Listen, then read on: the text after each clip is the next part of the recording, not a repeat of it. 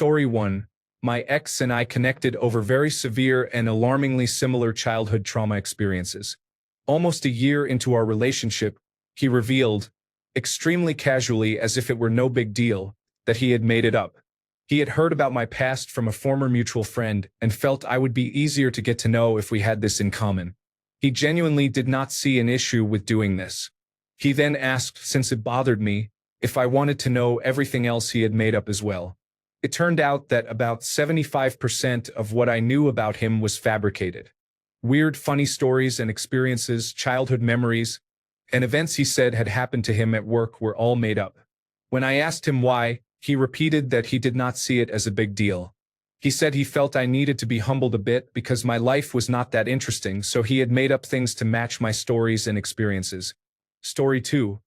He told me 3 years into the relationship that he had cheated on all of his exes, that he saw people in the street and thought about what he would do to them, and that he would not feel bad about murdering someone. I was just about to marry him. I dodged a bullet, potentially both metaphorically and physically. Story 3. I was going to say that my boyfriend sometimes does calf raises in the shower and has a whole mini shower workout routine, but I guess that is not so bad after reading the comments. Story 4. My ex-husband, we had been married for only 1 month when I found out, had orchestrated a wife swap situation with his aunt and uncle. He wanted me to sleep with his biological uncle while he slept with his uncle's wife in the same bed. He did not see any issue because none of the participants were biologically related to each other.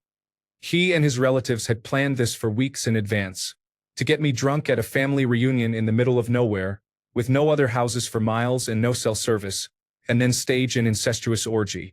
I got in the car and left alone in the middle of the night, petrified for the 3-hour drive home. Thank you all for being so kind. I appreciate the support. Story 5. My first partner had been married 8 times but had never divorced any of them. Story 6. It was not me, but my best friend discovered that the stalker who had been sending rape threats and blackmailing her and me was her boyfriend the whole time. He pretended to be a victim but had hired a private investigator to stop the harassment and to make himself look like a hero so my friend would get back together with him. He also falsely claimed to be single and unmarried despite having a child. Story 7. I found out that an ex had been arrested for holding his former partner against a wall by the throat during a fight, and that he was kicked out of one of his hobby groups for sexually assaulting someone. Story 8. When he orders wings, he eats them whole, bones and all. The plate is sent back empty. I think the first time he did it to get a reaction out of me, but it's been 4 years and he's still crunching away. Story 9. He was investigated for repeatedly viewing child pornography. They did not press charges because he did not download any of the material. I do not understand how that works. He kept accessing the same content often enough for 2 detectives to show up, with a video recorder turned on before I opened the door. After an interrogation of more than an hour, which I was not allowed to witness, they seized his laptop and possibly other items. I had several conversations with one of the detectives. He said some very sick people exist out there. Story 10. My fiancée, who passed away, once told me that when she was a teenager she was having sex and saw the bedroom door cracked open with her father watching. She continued despite him watching. She was also very hypersexual, and I believe her father molested her when she was young. Story 11. His entire inner life revolved around pornography, and a major reason he became a teacher was to gain access to the young girls he fantasized about. He is no longer a teacher. The school I reported him to fired him after the investigation. Editor clarified that fantasy material referred to young girls. Story 12. She is still in love with her ex-girlfriend and has been having an affair with her since before we were married. She did not tell me it was her ex-girlfriend until this year. Everyone on her side played along and said they were only best friends, which allowed this woman to pretend to be my friend while my wife permitted it for 5 years. Do not worry. I am leaving. Story 13. After my former partner tried to smother me, several things came to light. First, he had been looking through my phone for months. We had been broken up for more than 6 months, but we were still living together because of financial stress. He used the fact that we shared a home to go through my phone while I slept. He had been blocking men I spoke to and even changed one man's contact information to a disconnected number. About a month before the incident, he cracked my phone screen while I slept and convinced me that I had done it. He decided to kill me because he had seen sexually forward messages from a coworker that I had not answered positively. The attack was not spontaneous. The night before, he checked his phone and then told me, in a disappointed voice, that his boss had taken him off the schedule at the last minute again. He complained about it for a long time. After the attack, I looked through his phone and found a text he had sent his boss the night before saying he would not be able to come in because his roommate was having an emergency and he needed to be home for it. I also later realized that when I first walked in that day, he was waiting by the door with a baseball bat and gorilla tape. Story 14. During the recession in 2009, my then husband and I were both studying at university and working at the same fine dining restaurant near our apartment. I had worked my way up to bartender and assistant manager over 5 years, and I loved my employers. A hardworking, respectable family. Earning their trust took years, and they rewarded me with more responsibility and decent pay. The recession hit hard, and one time I had to pay rent on a Friday, but my paycheck was not due until Sunday. So my boss fronted me the money. I cashed my paycheck on Monday and gave the money to my husband to return to our boss since he was going to work and I had class. I thought everything was fine until more than a year later, after we moved to another city for my husband's new job, when my old boss called and said he needed me to repay that money. I was mortified. My husband admitted he had pocketed it because he did not think anyone would notice. He had done other harmful things, but that was what ended our relationship for me. I apologized to my boss, explained what happened, and repaid him immediately. I still feel sad and ashamed that my boss thought I had taken the money. I hope he believed me, but I will never really know, and years later I still feel sad when I think about it. Story 15. He served in the military for 20 years in a country outside of the United States. He killed people. In the end, he said he was essentially a gun for hire. He told me he once forced one of his soldiers to eat a rotting bird full of maggots. When the soldier refused, he whipped him until he did. He did not show any remorse for this. Story 16. My ex told me he was the victim of terrible trauma. I used that to explain much of his bad behavior. He made up much of it, perhaps all of it. I cannot know for sure, but knowing a significant part was fabricated gives me little hope. I think he was very afraid of rejection and would twist the truth in horrible ways to make it impossible for me to leave. It makes me sad to think about. It must be harrowing to live in his mind. I am so relieved not to be around him anymore. Story 17. My ex told me at the beginning of the relationship that in his first relationship his girlfriend suspected him of cheating because he used to stay at work very late since he was a manager.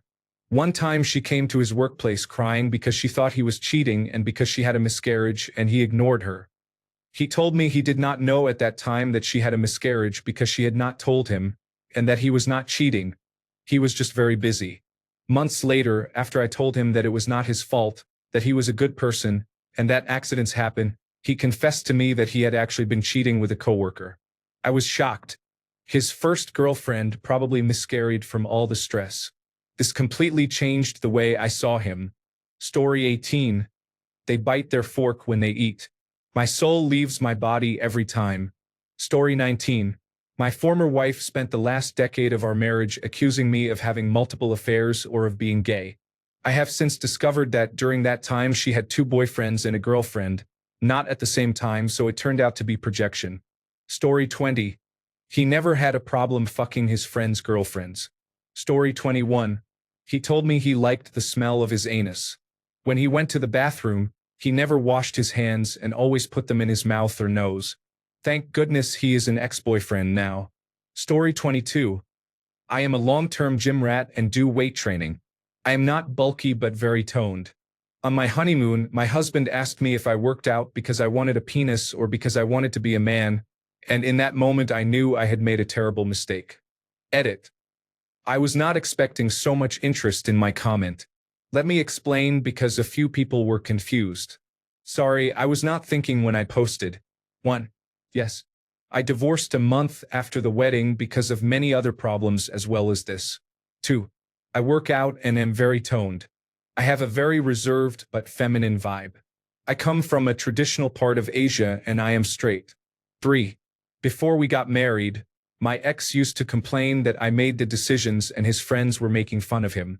I said I was used to making decisions, but I asked his opinion and input about everything, so do you have an issue? He said no, he was content with our relationship.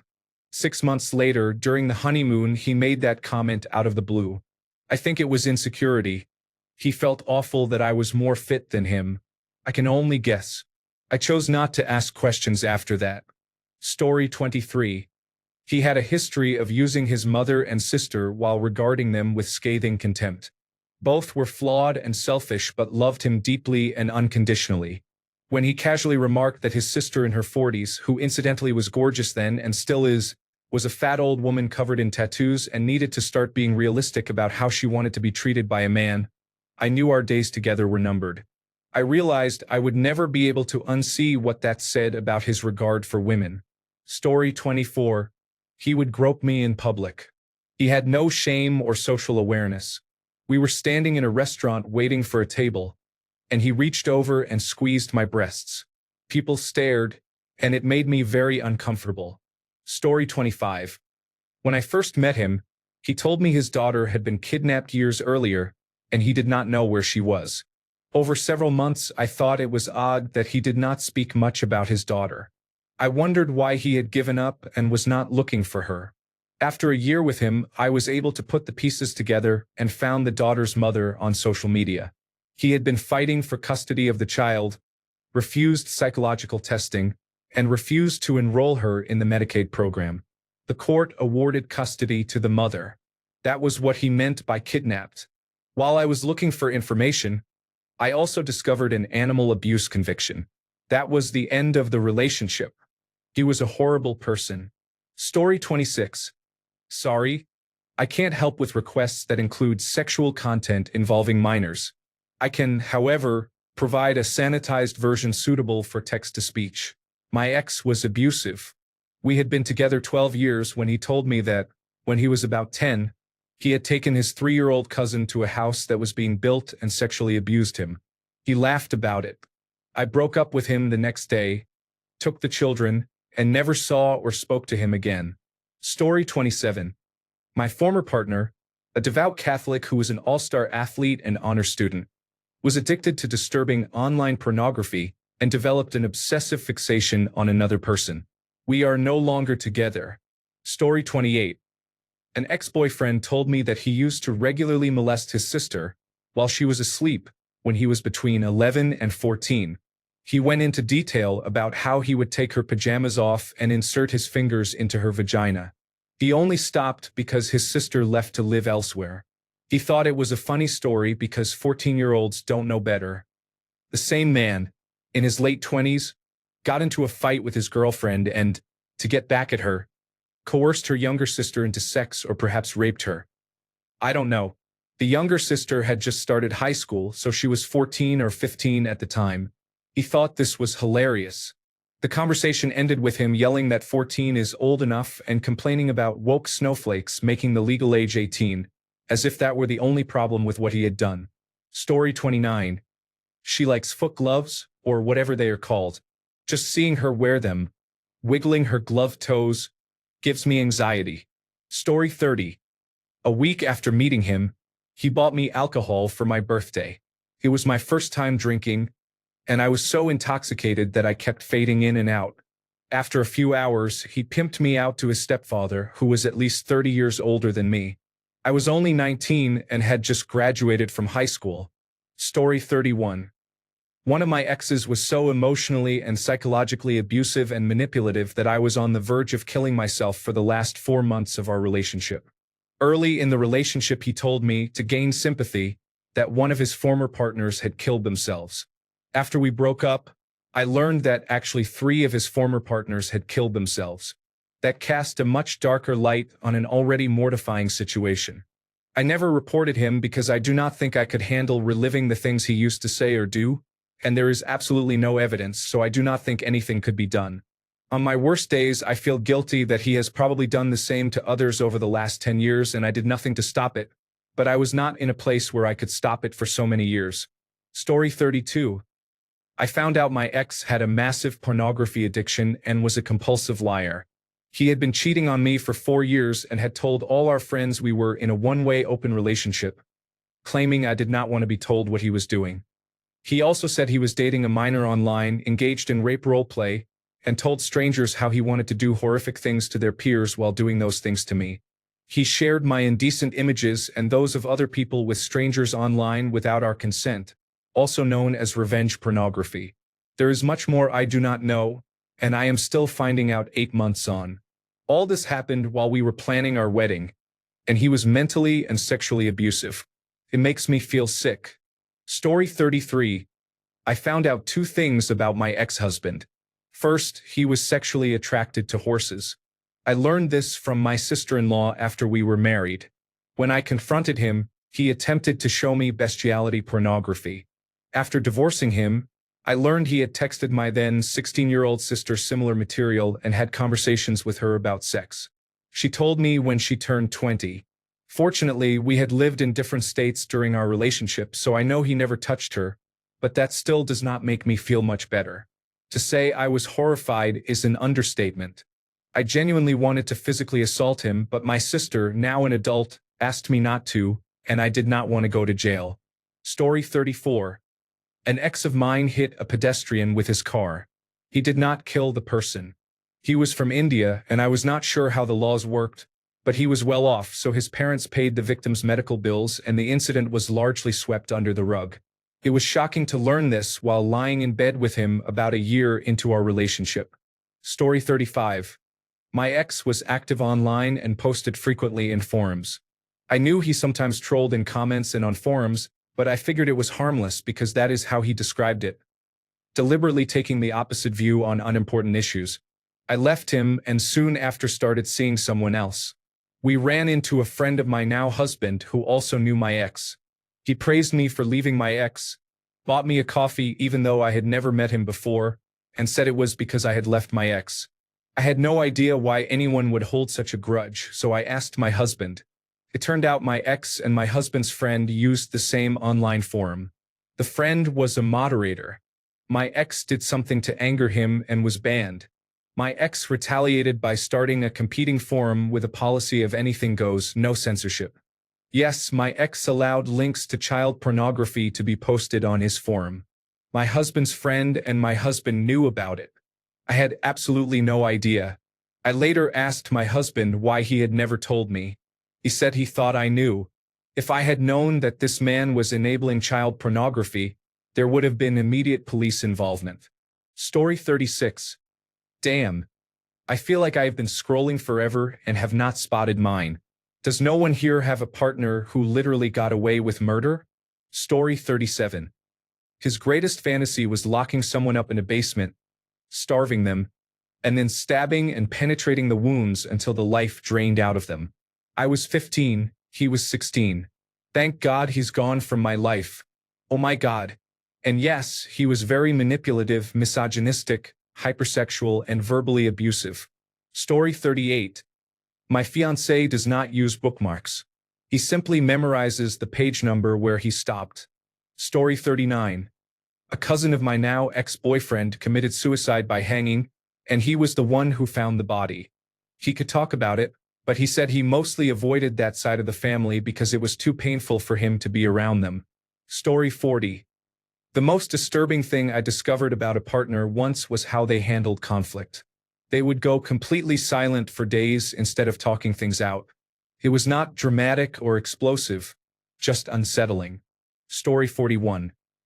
My ex-husband once told me, during our marriage, how painful it was in middle and high school when the girls he liked did not like him back.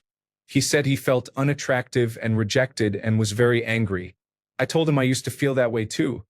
But in college I met many cool, interesting people I found attractive and realized that all that high school stuff was just growing pains and did not really matter. He disagreed, insisted that it did matter, and became extremely angry about it. I realized my ex had an incel mindset. He was married to a woman, had a previous wife, and when I met him he had a casual sex partner and had had many previous girlfriends. Having success with women did not stop him from hating women or from feeling entitled to them as sex objects. He later said about the mothers of our kids' friends, "Why do I have to talk to them? I'm not going to sleep with them, And he was not joking. I met him while he was doing an advanced degree in a humanities field where queer theory and feminist theory were very important. Story 42. She was using cocaine by dissolving it in water, drawing it into a syringe, and injecting it into her anus in my bathroom right under my nose. At first, it was completely off my radar. I began to suspect something, and after investigating, I finally saw it with my own eyes and still could not believe it. Some addicts are masterful manipulators. Story 43. My abusive ex wanted to have sex with his sister. After I broke up with him and was moving out, I finally did the snooping I should have done long ago based on his sketchy behavior throughout the relationship.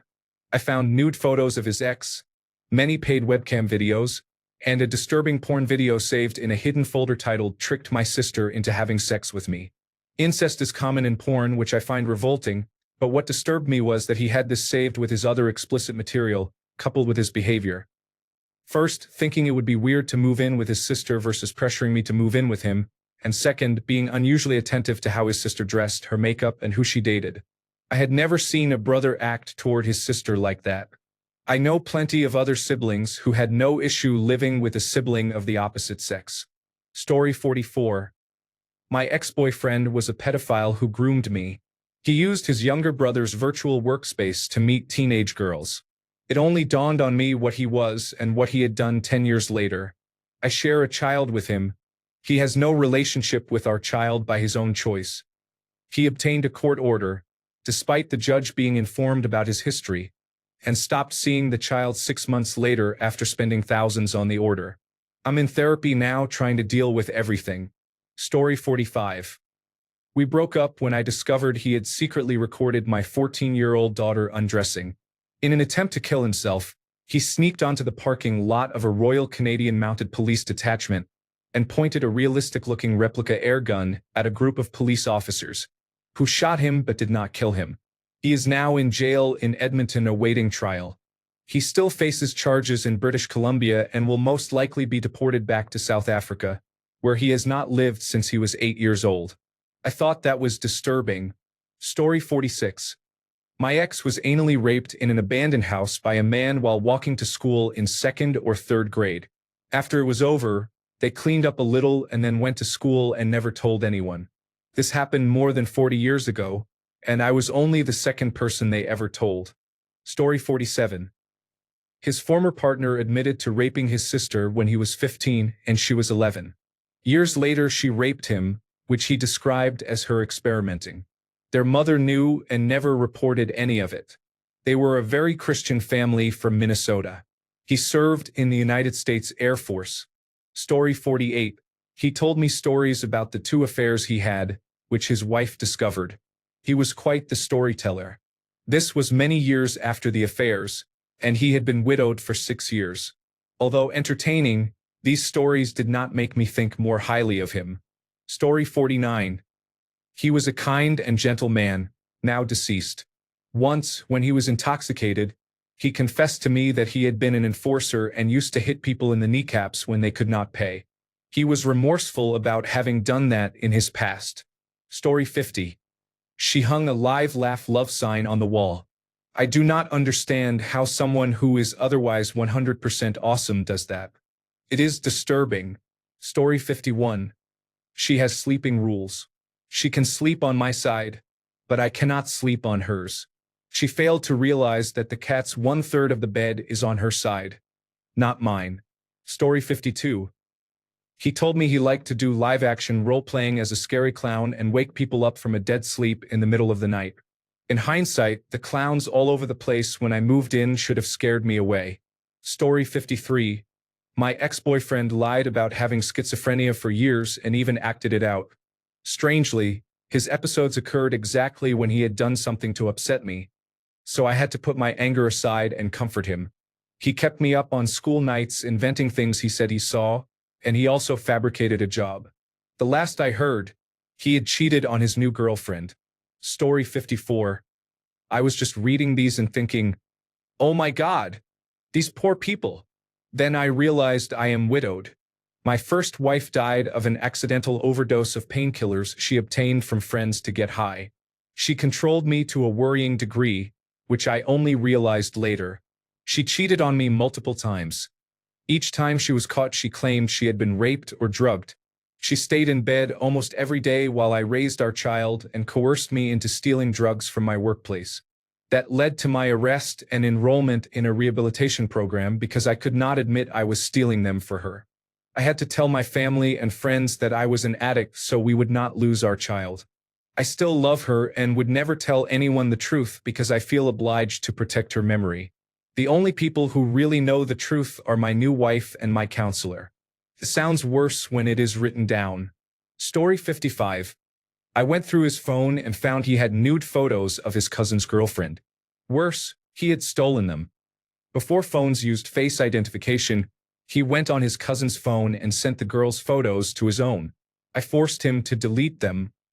He begged me not to tell her, but I did. I still feel bad for her. Story 56. I discovered my ex from over 10 years ago did not know how to clean his penis when I was about to perform oral sex on him for the first time. He also said he bit his toenails to trim them. He introduced me to Onision and insisted he was hilarious. I watched his videos and wondered if people actually liked them. I felt vindicated in my dislike of Onision when the controversies emerged. Story 57. My husband only eats the bottom half of the asparagus. Needless to say, I didn't know that when I agreed to marry him. Story 58. Not my partner but my stepdad. He was the kind of person who would justify rape. As a teen, I remember him saying that when a girl tries too hard to entice a man, she deserves to be drugged and raped. He was also my sexual abuser. When my mom learned what he had done, she told me he had once expressed similar intentions toward me under a joking facade. The moral is to believe what people say. Their words reveal who they are. Story 59. Just found out my ex-partner used to be a Reddit troll. An insufferable, pretentious person who tried to sound smart. There are multiple posts about his behavior on the subreddit drama. One comment chain lasted nearly an entire month, and he used the Reddit Cares bot against his opponent. People in the comments said these people were 16 years old, and I hate to say that one of them was a man in his mid-30s. Talk about getting the ick. Story 60. He handled the finances. After he died, I found $36,000 in gambling debt. Story 61. He put a nanny camera in our bedroom so he could spy on my therapy sessions during the coronavirus disease 2019 pandemic. He made a big show of putting on headphones in the other room because he knew he could just listen in later. He also used things I talked about during those therapy sessions against me in fights. Paul, if you are reading this, I knew after about 2 weeks when you called me from the Grand Canyon. Fuck you forever. Story 62. I once dated a woman who would disappear at all hours of the day and night. She would get a text and, within 10 minutes, be gone. Sometimes she was gone for 6 hours. Other times she would not come back for a day or two. I finally confronted her. She was not cheating on me. She was a drug dealer, and it was apparently a family-owned business. Story 63. She was someone I had known in middle school. One day she disappeared and no one said anything. Then suddenly she was back. She contacted me on Facebook and we hit it off. Things seemed great. One night, while I was at dinner at her mother's, I wondered what had happened to her father. They all spoke about him but did not give any details, almost as if there were a code. I had been warned by my ex-girlfriend not to ask about him, so I left it alone. Almost a year went by, and I could no longer ignore the elephant in the room. I had begun to put 2 and 2 together, so I asked my ex-girlfriend, "There is a lot of weirdness around the subject of your father. I know it may be touchy, but I am not sure how we can build a strong relationship if we are not open and honest about our families." She looked me in the face, began to cry, and said, "I reported my father for molesting me. He is in prison. I said he raped me multiple times. My mom left him, put me in a girls' school to get better, and we have sworn off ever really talking about the incident. The worst part is I made it all up." Then she snapped back to normal, as if she had not just told me she had gotten her father thrown in jail over a lie. From that point forward, I was never alone with her, and about 2 weeks later I left. Story 64. My ex-fiancé lied to me about having a traumatic brain injury from serving in the Navy, even though he had never served. I was a former Army wife, and his stories about his service did not add up, but I brushed it off, assuming his injury had damaged his memory. I even excused his anger and abuse because of it. Story 65. He may have been sick or acting by choice. I do not know.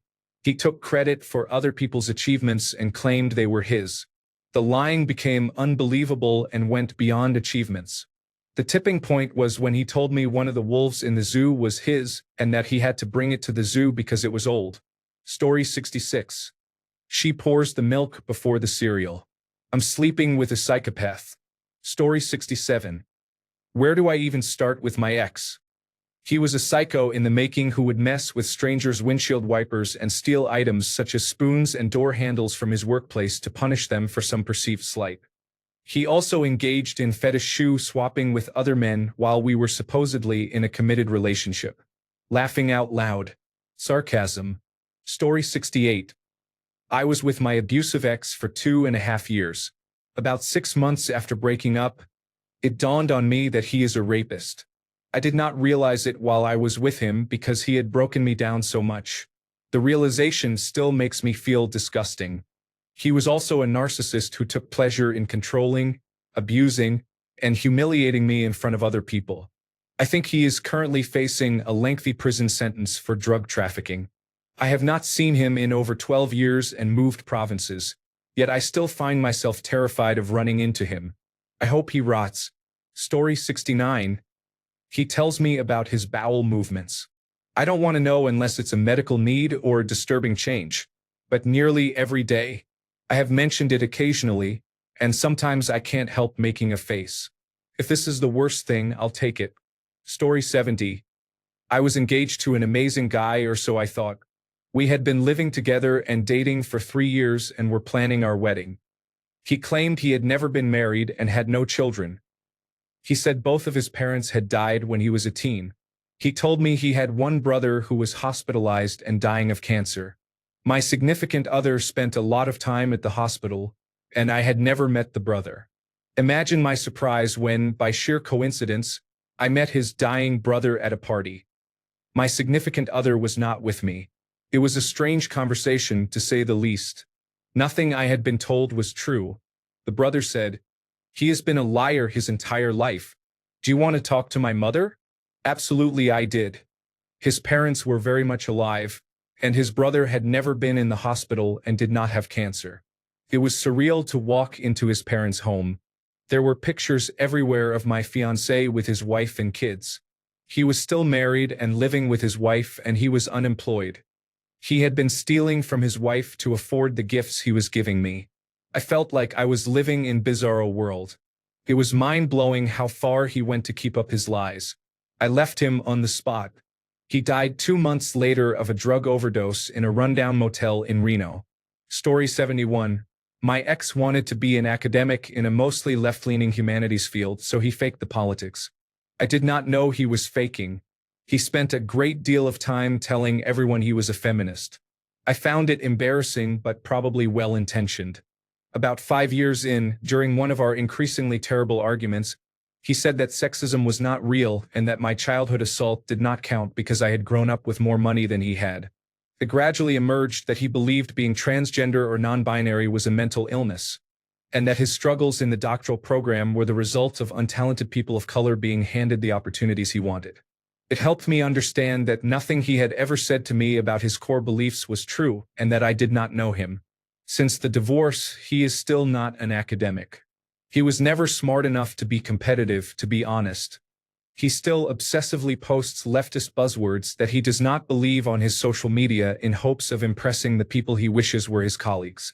His average post receives maybe 2 likes and no responses or shares. Story 72. My girlfriend had a secret online persona. It was strange to see her display a completely different personality online. Story 73. I found out my ex-fiancé was gay after our wedding date had been set and the invitations had been mailed. It was disturbing to realize I had been the lie they lived with for 5 years. Story 74. He had been meeting older white men for sex in our bed for God knows how long, complete strangers. I had been under the impression he was completely straight, and I assume he cheated with many people. The kicker was that every time we had sex, I developed a nasty infection that caused me so much pain. The infections recurred regularly for a year. He saw me crying in pain every week, in and out of doctors' offices, taking medications. He did not like to wear condoms with me, so I assumed he did not use condoms with anyone. I begged him to see a doctor and get tested because he was clearly giving me bacteria from sex. He always refused and lied that the doctors would not test him. Looking back, he knew full well why I was getting these infections. When I tried to pause our sex life to address my health, he got very upset and tried to manipulate me into sleeping with him, even though he was making me sick. He also tried to get me pregnant regularly. Don't ask why I stayed with him. It is mind-blowing to me now. I just didn't put two and two together during the relationship. Story 75. My ex once said llamas walk as if they were asking for it, hinting that he found them sexy. Story 76. When I was young and naive, I had an ex who told some nasty lies. She lied about a health issue, and I found out years later when a news story revealed her actual condition. She also lied about many important things, which I discovered gradually because her stories contradicted each other. The same woman would stop talking to me for weeks while we were together, then call as if nothing had happened. When I asked for an explanation, she said a friend had died and she was grieving. By that point, I had no way to verify whether that was true. I also had another ex who tried to avoid breaking up by falsely claiming to have cancer, later saying the doctor had confused her with another patient. Some people have serious problems. I have made much better choices since then. Story 77. I discovered that a man I had been dating was involved in human trafficking after we broke up. He finally went to prison a couple of years later, though I am not sure why he was not imprisoned sooner, on several charges including attempted murder. Story 78. After we were married, he told me he had repeatedly raped his sister when they were younger. His sister had been my best friend since kindergarten, so I was learning both about what he had done and about what had happened to my friend. I left as soon as I could. Story 79. He keeps all his socks in a single giant drawer with no matching pairs. A chaotic ocean of fabric. Disturbing? A little. Fascinating? Yes. Story 80. Oh yes, I have an answer for this one. I've shared this before. I met my husband in Narcotics Anonymous. Life pro tip. Do not meet your spouse in Narcotics Anonymous. We were both newly clean. Fast forward 7 years. We were living together and still clean. We were planning to get married. I became pregnant, which was planned. We were both procrastinators, so I was around 8 months pregnant before we realized we should probably get married before the baby came. We made plans for the wedding on a Sunday. The Wednesday before, I found a briefcase in our bedroom. It was old and I had never seen it before. He encouraged me to open it. It was his. It contained files about his murder case. When he was around 17, he was a drug dealer with people who sold drugs for him. One was a teenage girl about his age. There are 2 stories, his story and the prosecution's story. In the end, he stabbed and killed her. He left her under a tree in the woods where hunters found her. He said he was high and hallucinating. They said she had shorted him on money. He went to prison for 15 years. I still married him. I was 8 months pregnant and had no family support. He never hurt me and, as far as I am aware, never hurt anyone else. He relapsed shortly after our baby was born, and I left him about 3 years later. He died in 2011 because of his drug use. Story 81. He used to crack book spines intentionally so they would be easier to read. I got him to stop by introducing him to audiobooks. Story 82. My ex-boyfriend made up elaborate stories about being in the Greek mafia when he never was. He told me he had all his money from the Greek mafia and that he bought his parents' house and their 4 cars when his parents were actually quite well off. His mother was a fairly high-level executive and they definitely paid for everything. He soon lost all his money after we began dating. He also made up other lies throughout our relationship. He told me he had once killed someone in connection with the mafia and that he has trauma from that. He was Greek, but not in the mafia. He went to Greece every summer for at least a month. When he returned, he would be very depressed because he said he hated America and had nothing here, and he would be upset when I took it personally. When he went to Greece, he would party and become heavily intoxicated every night, eat a lot, and come back about 50 pounds heavier, an extreme eating and drinking binge. Whenever I was vulnerable with him and confided in him, whether about my childhood or jealousy of a friend, he would use it against me in later fights, saying things like, "This is why your father does not love you," or "This is why your friend prefers someone else." For every graduate school exam over 3 years, he used Adderall heavily for 2 days, then took the exam and drank heavily for 48 hours afterward to come down. It was a harmful pattern. He called all my friends losers, and I had to beg him to spend time with them. He constantly put down my appearance even after I told him I had an eating disorder growing up. I am 5 feet 9 inches and 140 pounds and go to the gym daily, but he still did not think I was fit enough for his liking. Anytime he became angry, he would throw things across the room and at me. He was physically, mentally, and emotionally abusive in many other ways, which I will not detail here. Story 83. My partner, who became my ex shortly after this, sat at the kitchen table casually talking to me. He was drinking, as he often did. He told me that he could disfigure my face by punching me so easily. Guess where he is right now? He is burning in hell. Story 84. I found out a few days ago that my wife has been texting inappropriately with her boss, using kissy face emojis, going out for drinks and sushi, and calling it date night.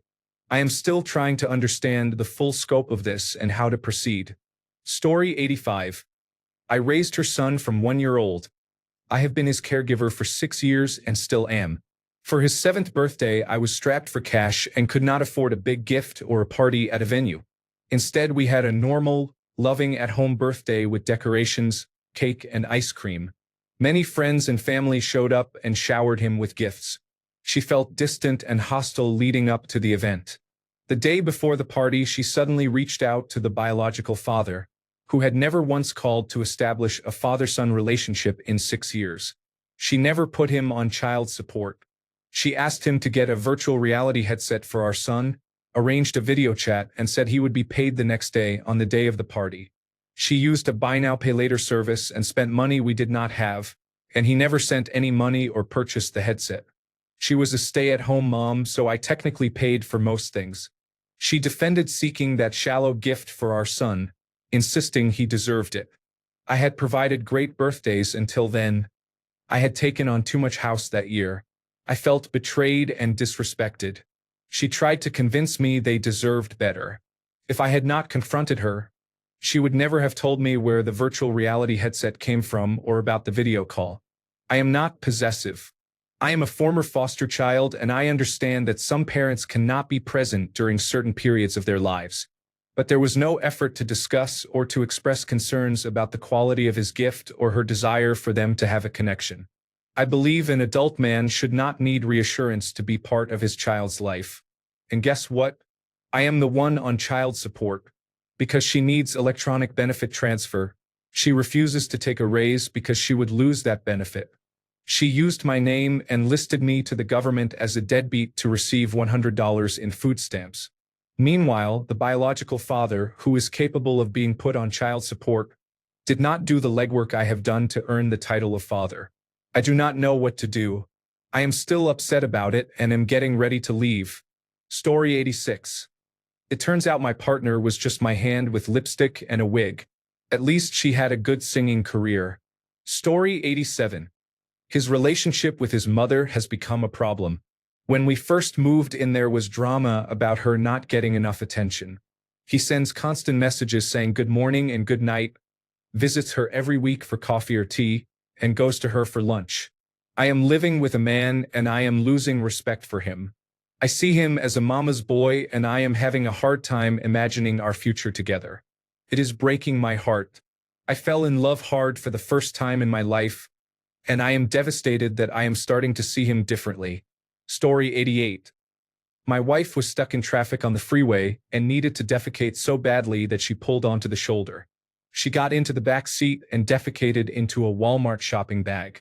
Story 89. He was not a partner, just an ex.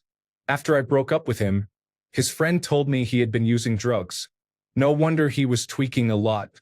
Story 90. He said he had been sexually trafficked by his father as a child.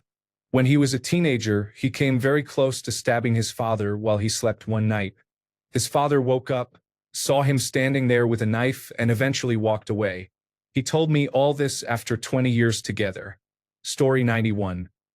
My ex, after being yelled at by her parents with whom she lived, would spit into their condiment bottles, put toilet water into their shampoo and conditioner, and once licked every piece of the lunch meat they had, ruining it all. She was truly psychotic. Story 92. I had an ex whose best friend was a scumbag.